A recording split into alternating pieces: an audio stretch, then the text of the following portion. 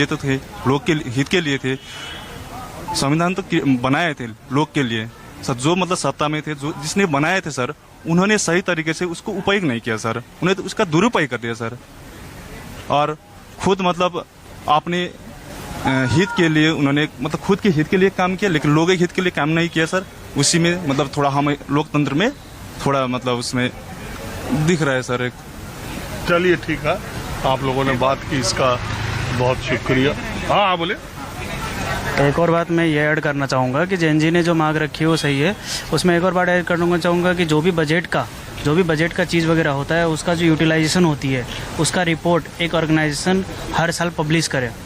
ये सबसे बड़ी बात है जो नहीं आती है, जो ट्रांसपेरेंसी नहीं होती है। अब सपोज करो एक कोई संस्था मतलब कोई जगह को दिया, 1 लाख रुपया दिया, अब 1 लाख कैसे यूज़ किया, कहाँ यूज़ किया, उसका ट्रांसपेरेंसी ही नहीं है।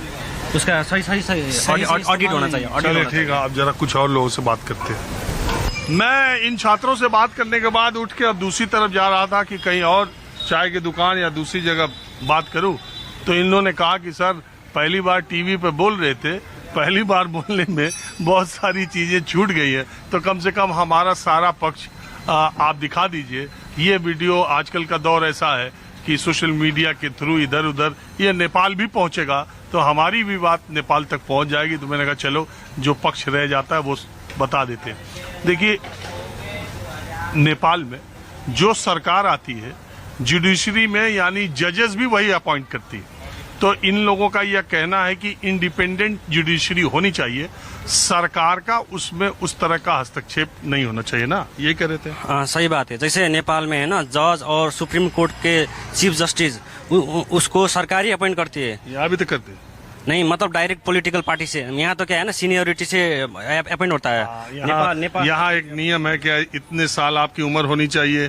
कुछ लोग डिस्ट्रिक्ट कोर्ट के थ्रू आते हैं, कुछ लोग को कोलोजियम के थ्रू इतना 62 साल में आप हाई कोर्ट में रिटायर हो जाते हैं, 65 साल में सुप्रीम कोर्ट में रिटायर हो जाते हैं, 10 साल की आपका प्रोफेशन होना चाहिए, आपकी इंटीग्रिटी होनी चाहिए, या बहुत सारी चीजें कॉलेजियम में से सेट हो करके फिर वो जाते हैं, तो सरकार उनको यहाँ वही होता है, मतलब सीनियरिटी के हिसाब से और क्वालिफिकेशन के हिसाब से होता है। लेकिन नेपाल में क्या होता है कि मतलब पॉलिटिकल पार्टी डायरेक्ट इंटरवेन करती है, मतलब वो सीनियरिटी अगर चाहते हैं हिंदुस्तान जैसा हो जाए।